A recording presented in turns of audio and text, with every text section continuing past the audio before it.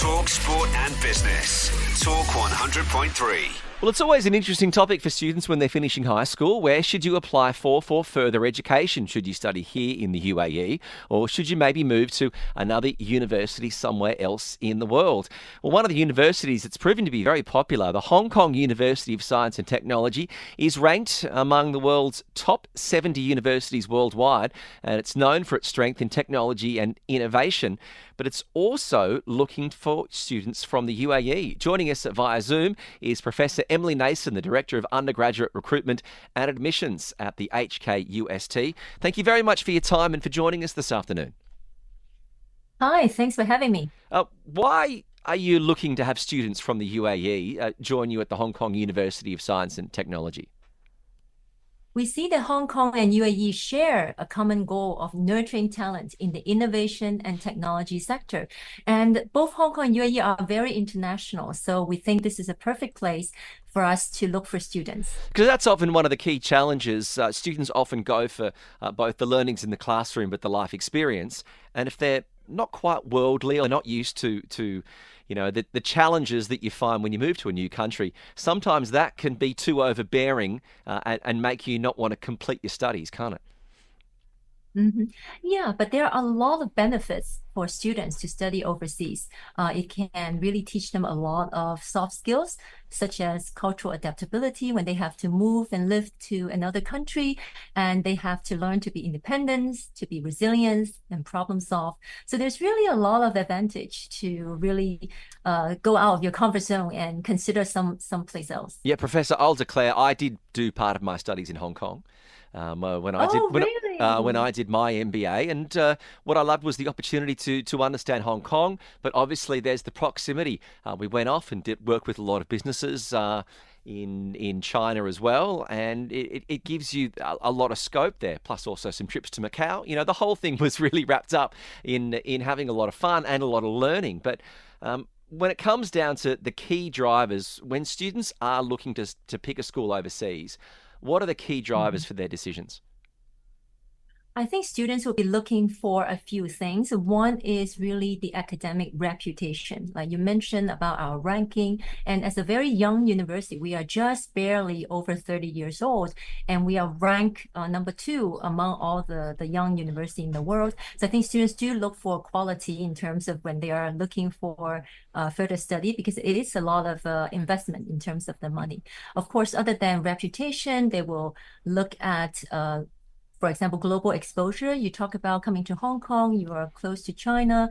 Really, we are a gateway to that whole ecosystem. Actually, we also offer study abroad opportunity. If you come study full-time, you're also able to go exchange somewhere else. And some other important factor will be career opportunities. We are very strong in both entrepreneurship and placing our graduates in global companies. So these are all things to consider. Often good things to consider, particularly for mum and dad when they want to make sure that you go into the right school. You at the Hong Kong University of Science and Technology, how hard is it to be able to try and have your vision for tech and science in higher education? Because I think it's so hard, and the challenges there of trying to keep students, and you mentioned the career pathways, trying to keep students abreast of not just their curriculum, but the changing needs for employers, because that's changing from the day they start studying to the day they graduate. What the employment sector and looking for can sometimes be different. Yeah. So Hong Kong has a vision to be a prominent hub for technology and science through collaboration between universities, industries, and research institutions. So we have a lot of funding support from the government, and the universities play a key role in driving innovation by commercialization of basic scientific research. So Hong Kong is a global powerhouse in areas such as life sciences, artificial intelligence, and robotic technologies. HKUST is one of the first universities to really embrace OpenAI. We are going to establish the biggest, most advanced AI computer center in the region. So there's a lot of opportunity. We offer research opportunities for students at the undergraduate level. So whether they want to start their own business after they graduate, or they want to join a company or further study, there's just a lot of opportunities. Right now on campus, we are doing this week-long career mosaic event where we have a lot of employers setting up booths, talking to students, talking about the different opportunities that the students can get for internships and so forth. Which, as I said, keeps the parents happy. But from personal experience, Professor, you're forgetting how good the food and the nightlife is in Hong Kong. They're sensational attractions for students. Yeah, so I understand that UAE is also very international. So for Hong Kong, there's a lot to offer in terms of a student living here. You mentioned the nightlife. It's very international. And HKUST is actually the most international campus among all the universities in Hong Kong. We have the highest proportion of international students. And also a lot of international students, they hop to nearby Southeast Asian countries over the weekend, over, for example, the coming Easter holiday. So they will have a lot of opportunities, not just to experience the culture here, but also to visit other places and meet people from around the world. Yeah, it was. I remember in my studies, we went down and did some work with the tourism sector at Da Nang down in Vietnam, and that the proximity of that, and to learn about a country so close, but the different challenges they're facing is one of the reasons that I'm a big believer in what it teaches you, those soft skills, to take that opportunity to study overseas. And like you said, Professor, you can then undertake a study in Hong Kong University of Science and Tech, and then do another exchange program somewhere even further abroad. Yeah, it is amazing. So we have over 240 exchange partners.